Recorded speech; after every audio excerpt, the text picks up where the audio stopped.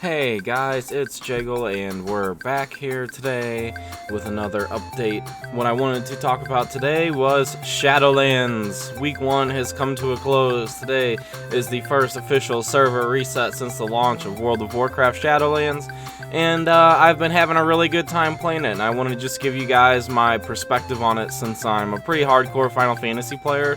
Most of you guys know that I've been no-lifing it pretty hard over the last year, and I wanted to try something different, so we picked up Shadowlands, and this is what I think so far. Alright, so the first thing I want to talk about is the story/campaign. I really enjoyed the way they did it this time because it's not quite the same as Battle for Azeroth. It's not two separate experiences for the Horde and Alliance with a mix of just random quests, it seems like, thrown in. I know when I was playing Battle for Azeroth, I had a really hard time of trying to keep up with what I should and shouldn't be doing, like what was wasting my time and what wasn't. They've kind of changed the quest system in Shadowlands a little bit, so it's very clear-cut what your main goals are whenever you're playing, which is super helpful, and the story experience is the same for both factions this time around, which I also think is a step in the right direction for them. Another thing I really appreciated that they did in Shadowlands, which feels like a page out of Final Fantasy's book, is that once you complete the main scenario on a character, you don't have to do it again. You can choose another option for leveling, which is called Threads of Fate, where you do not have to play through the campaign missions and you can kind of move about the zones as you would like.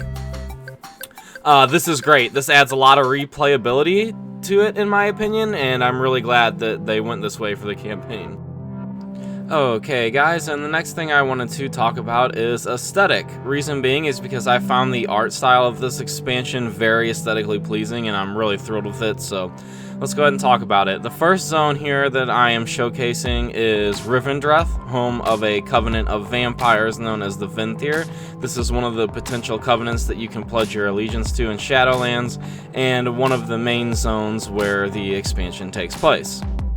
The next zone we have here is Bastion. This is home to the Curians, and one of my favorite zones as far as the aesthetic goes. It's absolutely gorgeous, as you can see by looking at it. The one thing I will say about this zone is that if you have a bright monitor, it is going to destroy your eyeballs. If you're playing late at night, recommend turning down the brightness on this one. Okay, up next we have Maldraxxus. It is a very dark, drab zone, as you can see, and home of the Necrolords. Another very interesting and unique art style. I really enjoy this zone as well. I didn't at first, but once I actually started questing in them, I found this to be one of the easier zones to progress through, so I enjoyed it more as my time went on inside of it. Okay guys, and last but certainly not least, we have my favorite zone, Ardenweald. This is the home of the Night Fae, a covenant of fairies, which is who I have chosen to pledge my allegiance to in the Shadowlands. Reason being is I'm an arcane mage, and their ability to reset cooldowns is absolutely stellar. This is a beautiful zone. I really appreciate the attention to detail they put into the grass and the lighting in these zones in Shadowlands, so overall I'm super pleased with the aesthetics of the expansion. Something else I want to touch on is Covenant and Borrowed Power. The reason why I want to bring this up is because it's not something I'm a giant fan of. I feel like if the class gameplay is good, Covenant, Borrowed Power type things in MMOs is not really super necessary. However, I do really like the way that it ties into the lore of Shadowlands. However, this is still going to be my one major gripe about the expansion. As you guys know, I'm playing a mage.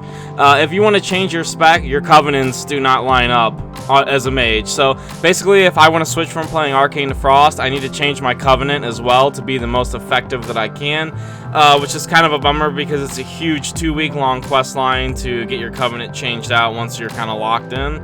So this is going to be the one thing that really is my gripe about Shadowlands.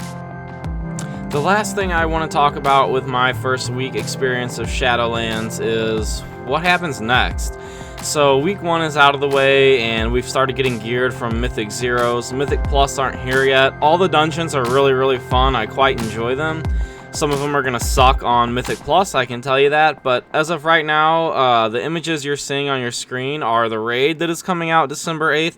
This is Castle Nathria, which is going to take us into the heart of Rivendreth to fight alongside the Venthyr and vanquish an enemy covenant of vampires. So I'm quite excited for this. The aesthetics of the raid are really, really cool. I also like the lore behind it. I think it's going to be a lot of fun. I'm really excited to do more prep for it and get it going and see where Shadowlands goes over the next few months. I appreciate you guys for coming by and watching the video. I really appreciate it, and I hope you all have a wonderful rest of your day.